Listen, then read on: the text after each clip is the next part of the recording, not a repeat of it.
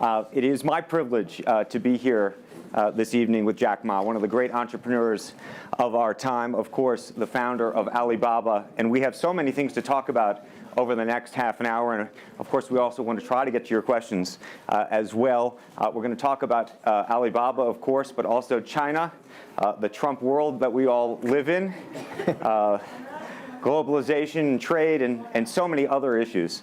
But first of all, thank you for joining us. Yeah. Let me start with this, which is to say that you just spent some time inside Trump Tower and went to go visit with Donald, our president-elect in the United States. Tell us about that meeting. Well, it's a very productive meeting, much better than I thought, than I expected. What did you expect? Well, I heard a lot, and I watched, like everybody, I watched all the news and heard a lot about him. So when I go inside, I saw, anything that, but he's very sort of open-minded, listen what I talk. So I think I'm very happy about results. And finally, when he said, he said, Jack, let me walk you down. So it seems he's very happy about the results we had. Can I ask, how does a meeting like that happen? Do you call him? Does he call you? Well, how does this take place? Well, that's the question I'm asking myself. Because someday I got some requests from people say, Jack, do you want a meeting the president-elect? I say, is that true or not? Because I'm not ready for that. Because I don't know what to talk about. And then a few days later, I got another request. I got several requests, and then I saw one email with a friend, and it's very sort of specific. I thought about it. I think, yes, maybe I should go and have a talk. And at least I think President-elect Donald Trump would be happy to hear what I want to talk about. So I went. And what did you tell him? Talk about the small business, talk about agriculture products, talk about the trade between China and the USA. We especially focus on telling about how can we bring the small business in America, sell them to China, to Asia, through our network, which can create a lot of jobs for them. And you committed to create what you say is going to be 1 million jobs in the United States over the next 5 years. Yeah. Now, that's not a million jobs that Alibaba itself, but you're not hiring 1 million people. No, we totally, Alibaba employee put together is like 45,000 people. We cannot hire 1 million. I cannot imagine I can manage 1 million people. Explain to us how you think about the U.S.-China relationship, given some of the comments that Donald Trump has made about China being a currency manipulator. Did that come up during your meeting? Well, I think first, in America, there's a freedom of speech, right? So he can say whatever he wants, and I respect, I understand. But of course, I have my views. We did not debate about the China-U.S. trade or manipulation. We did not debate. We did not talk. We agreed on something.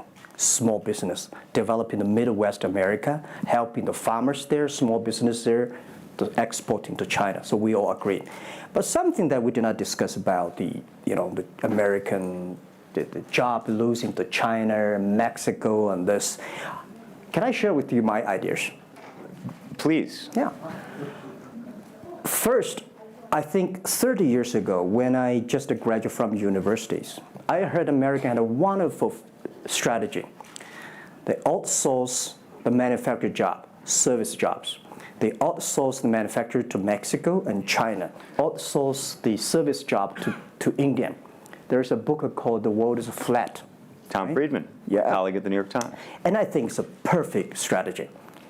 You know, that the Americans said, we just want to control the IP, we just want technology, we just want the brand, and leave the lower-end jobs for the world. Great strategy. And second is that the American international companies made millions and millions of dollars from globalization. The top 100 companies in America. Amazing. I remember when I graduated from university, I tried to buy a beeper, the Motorola beeper. Cost me $250. My pay at that time is $10 a month as a teacher. And the cost of making that beeper is only $8 for a chip. Right. So past 30 years, IBM, Cisco, Microsoft, they made tons of money. The profit they made are much more than the 4 largest banks in China put together, the China Mobile Phone, China Unicom, and whatever you name it, put together. Still, these multinational companies made more money then. So their market cap grew more than 100 times in the past 30 years. But where'd the money go? This is what I'm curious, because as a business people, I always care about the balance sheet. Where's the money coming? Where'd the money go? Past 30 years, the American had 13 wars, spending $14.2 trillion. The money going there. What if they spend a part of that money on building up the infrastructure, helping the white collars and the blue collars? No matter how strategy good it is, you're supposed to spend money on your own people, right? Not everybody can pass Harvard. Like me, they're not good at education, right? We should spend money on those people who are not good at schooling. And the other money, which I'm curious about, is that when I was young, I heard America is about Ford and Boeing, those big manufacturing companies. Last 10, 20 years, I heard about is Silicon Valley and Wall Street. The money go to the Wall Street. And what happened? Year 2008. The financial crisis wiped out $19.2 trillion USA alone. They wiped out all the white collars and destroyed 34 million jobs globally. So what if the money is not Wall Street? What if the money spent on the Middle East, Middle-West of the United States, developing the industry there? That could be changed a lot. So it's not the other countries steal jobs from you guys. It is your strategy. Okay, but you do not distribute the money and things in a proper way. This is what I. And now we are having a backlash. And that backlash is a rebuke of globalization. And so much of the conversation, frankly, that we have here, and that backlash is happening in the United States. But I will say President Xi was here yesterday. You had lunch with him. And he was quoting Abraham Lincoln. What did you make of that? Well, I would say that globalization is a great stuff. It's the USA, it's developed countries to teach us how to do globalization. I remember 2002 or 1 before China joined the WTO, everybody in China was worried. Me, I was worried. Because what if all the international products come to China, destroy our industry, and we have lose a job? So convinced China, after 20 years, then you guys are say, this is a terrible thing. I believe globalization is good, but globalization needs to be improved. This is Donald Trump, president-elect, want to solve it, the problems. That globalization, I think, should be inclusive globalization. In the past 30 years, the globalization was controlled by 60,000 big companies. 100 years ago, globalization was controlled by several kings and emperors. What if next 30 years we can support 6 million business doing business across the board? What if in next 30 years we can help support 20 million small business can do business across the board? So this is something which I believe globalization should be inclusive. And do you think that the words of President Xi will happen in reality, which is to say that China has largely acted on its own behalf for many, many years, and now is effectively saying that the U.S. needs to continue acting on everybody else's behalf?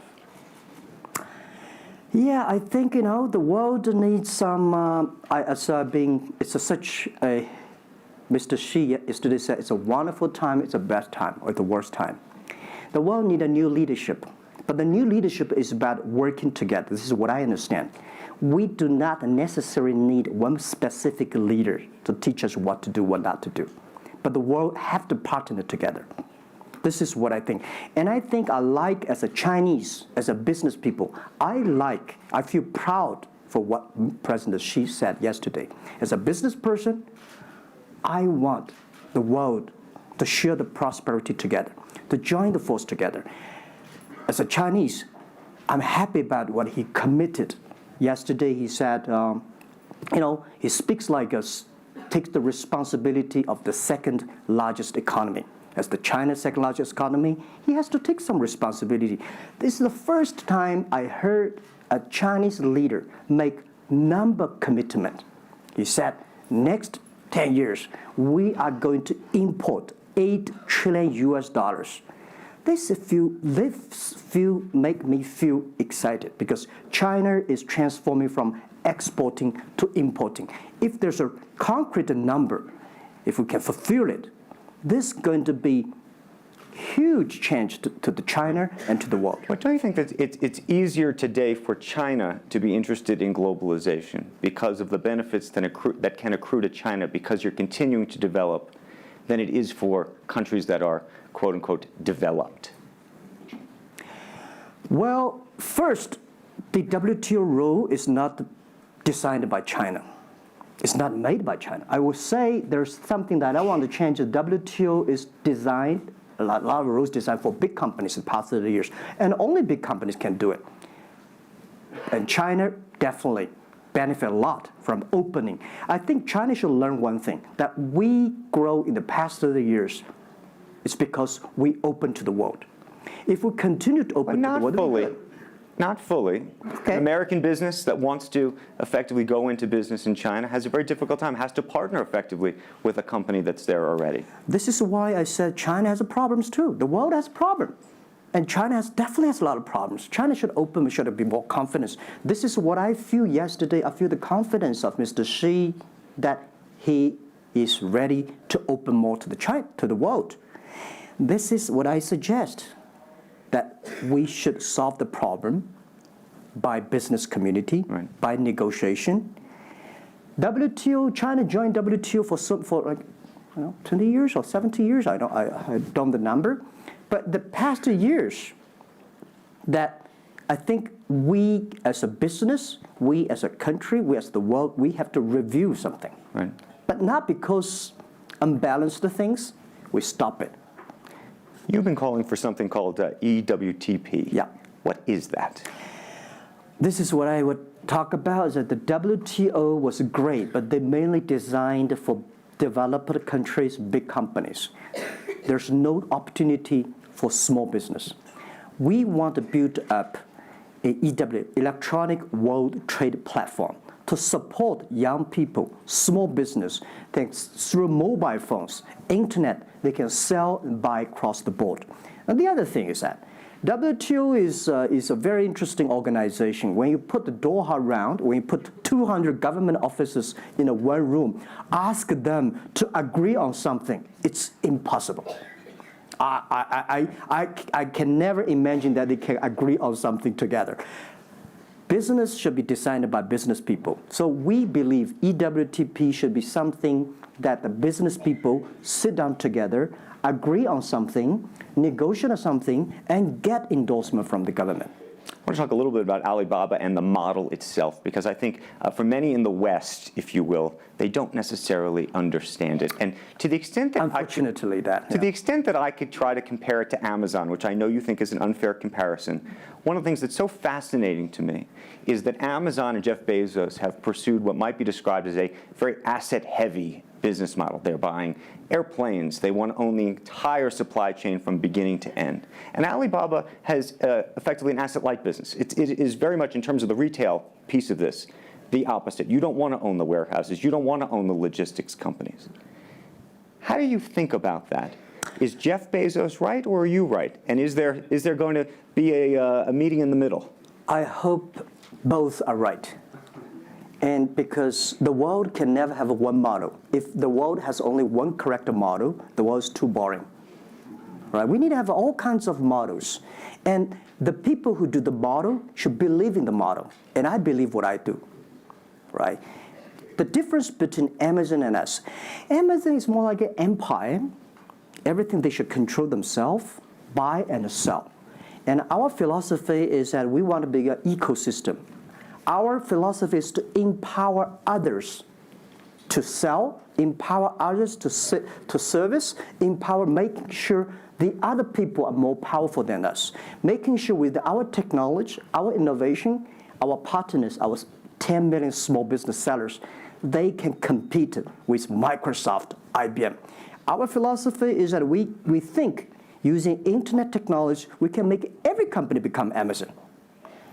Remember one thing, today for our sales, our GMV last year is more than 550 billion US dollars.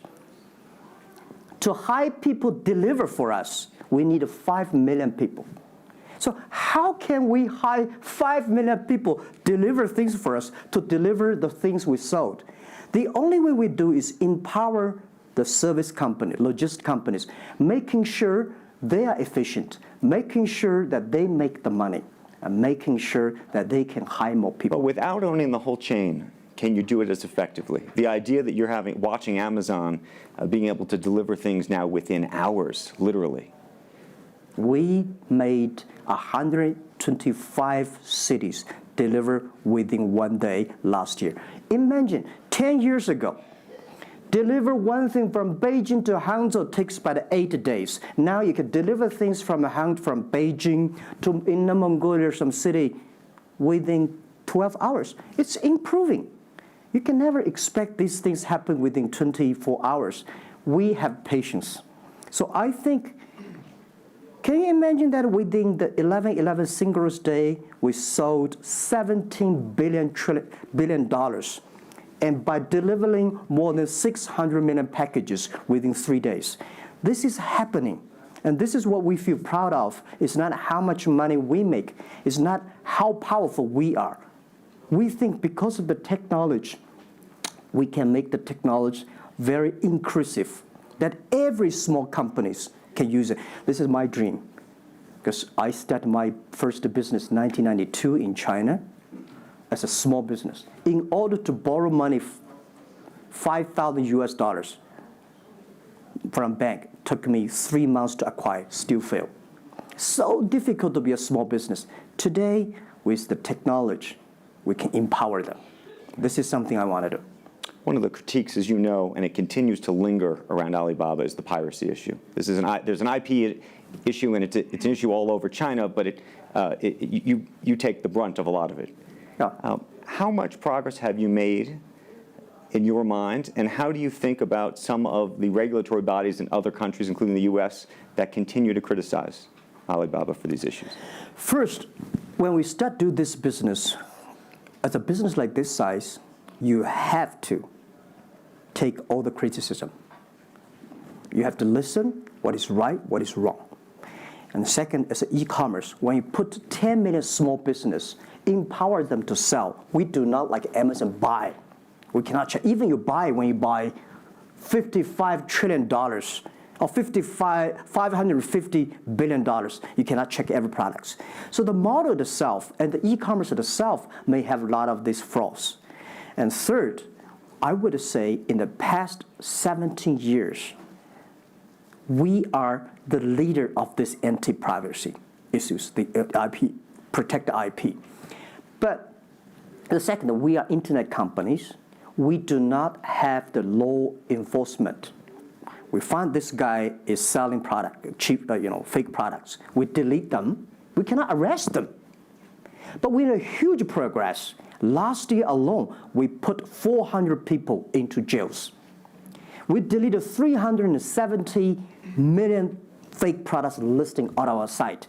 I would say we are the leaders, and we are using the big data to check who's buying, who's manufacturing, who's selling, what is the address.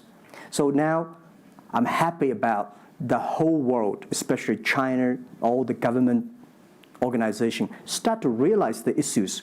So I would tell you, good thing is that today, when you go to those criminal group, which I call them criminals, those fake products manufacturers, sellers. You've praised the quality, though, of some of these. I would talk about it later, right? Those criminals said they can go anywhere but not Taobao and Tmall, because using our data, we trace where they are, who they are, what's the address, what the amount. and we will deliver this to the police station and working with them to arrest them. The quality issues is something I want to share with people. It's not about praising the fake products. I want to say that for so many years, those branded companies, you have to be very careful because the fake products, their quality improving is scary. That is the difference between us. Because when you find guys, the thing that people said, this is fake. And you have to find people, you have to find a third-party institution to check it is fake or not. We find sometimes the quality is better. And I tell you, another thing is even scary. There's one branded company. He said, we are selling fake products. We check everything, there's nothing wrong. So we say, what is wrong? So we buy the products from his flag shop and deliver to them. They say, it's a fake. You know what I'm saying? Yep. We buy things from the flag shop of this brand and deliver back. It's the fake products, they say. So it's a bit confusing. Right. This is fighting against the fake products. It's a war against the human greediness. It's not easy. You cannot finish it, but you have to continue to fight. And I want to say we put 2,000 people, 1 billion RMB every year fighting against that. It can never finish the war within 2 years. But I'm happy. Whether people criticize me, criticize us, the most important is that we are happy about the progress we made. Right. But if people praise me, so when people say, Jack, you're wonderful, I know I'm not wonderful, right? Oh, Alibaba's great. We are not great. We are just a 17-year-old company. But when people say, you're doing nothing, no, we're doing a lot of things. But you don't have to argue. You don't have to debate. You do what you believe.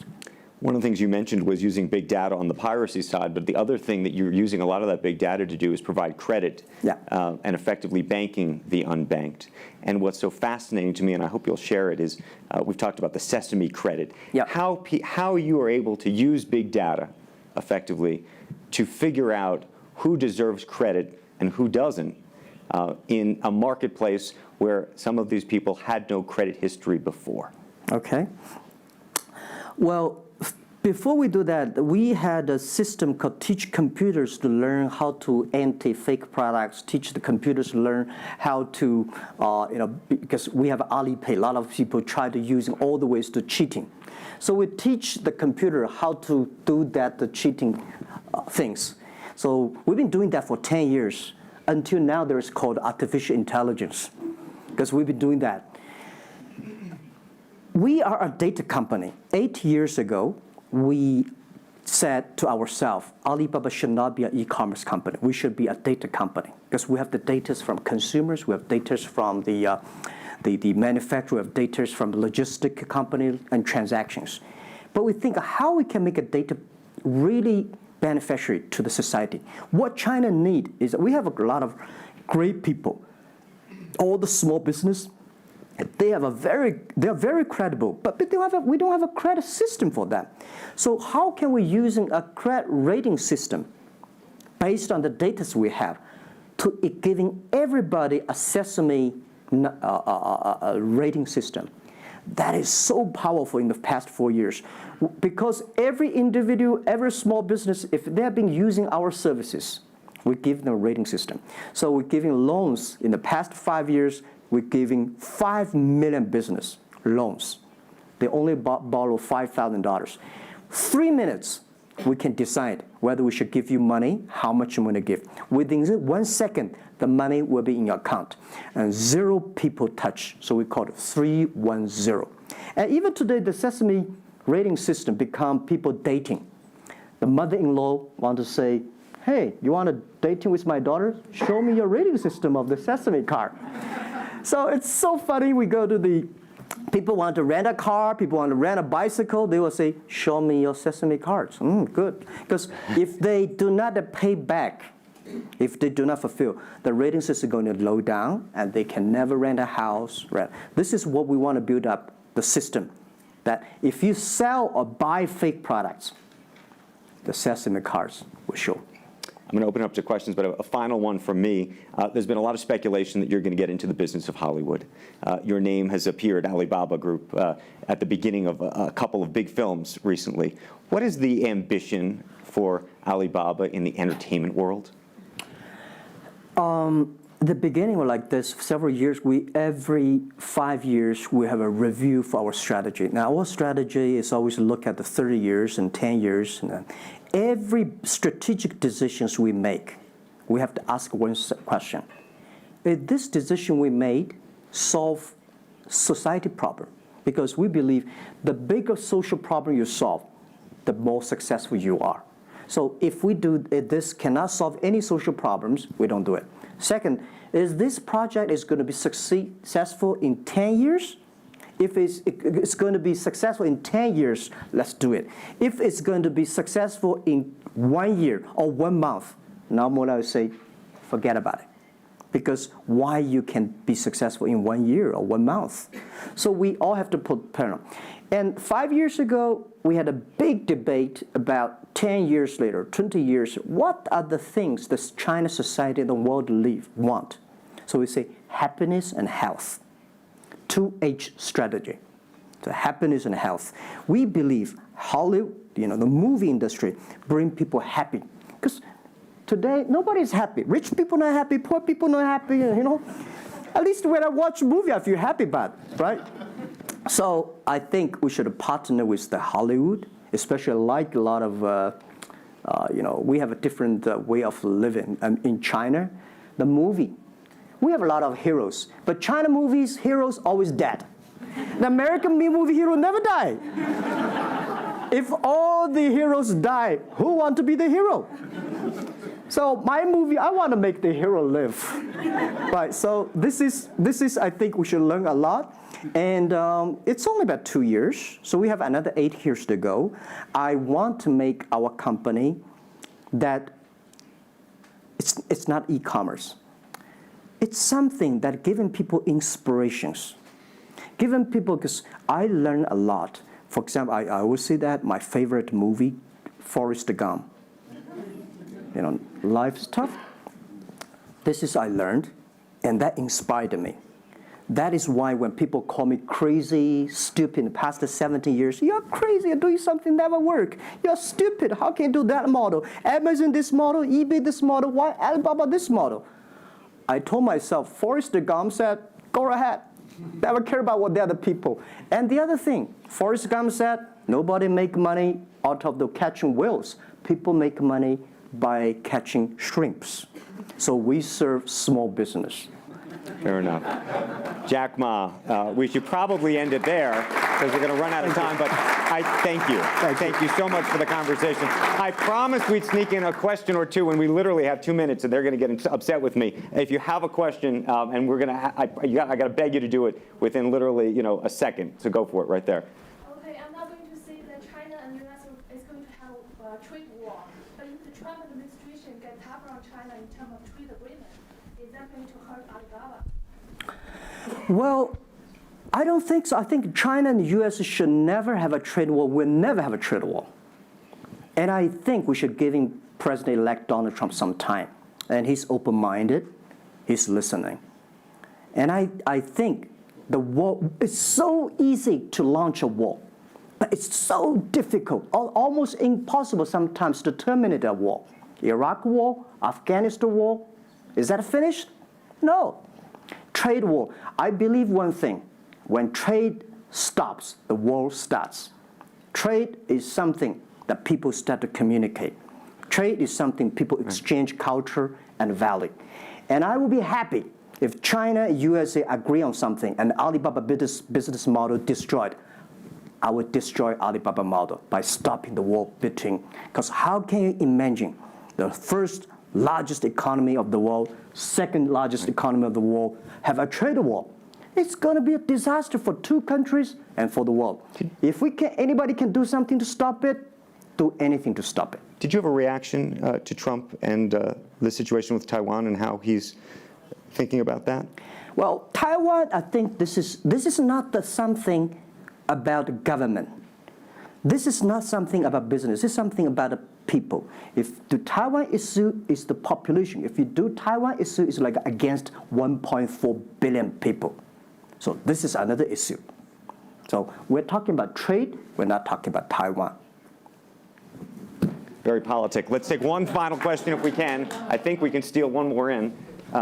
Yes, sir, right there. I'm not a politician. I try to This speak is like me, this. a credit store. How do you assure you are not messing up with people's life and you are not dictating the whole, credit kingdom or the system? Because now you are the decision makers, you are the rule makers. Okay. First, I'm not sure. People say, oh, this is uncertain world. Every day is uncertain. The only certain day was yesterday. I'm not sure about that in the future I will dictate, I will be stupid. That's why I should retire early when I'm young. That is why I have a lot of things that I dream I want to do. I want to do philanthropy, I want to be a teacher, I want to go back to school, I want to do the environment. And the world is so wonderful. Why should I be the CEO of Alibaba all the time? I'm coming to this world not to work. I want to come to this world to enjoy my life. I don't want to die in my office. I want to die on the beaches. It's a wonderful message. Jack Ma, thank you for the conversation. Well, can I say one last thing? Yes, please, please. I just want to give my last advice to any people here that every government should pay attention to in the next 30 years are critical for the world. Every revolution, technology revolution takes about 50 years. The first 20 years, technology company. Next 30 years, the implication of the technology. Focus on next 30 years. The first 20 years, eBay, Amazon, Facebook, Alibaba, Google, good. The most important is that make the technology inclusive, make the world change. This is 30 years. Next, pay attention to those people who are 30 years old, because those are internet generation. They will change the world. They are the builder of the world. Third, that let's pay attention to the company who have fewer than 30 employees. So 30 years and 30 years old and 30 employees. That can make the world much better. Jack Ma, thank you very, very much. Thank you. Thank you. Thank you. Really appreciate it. Thank you. Thank you.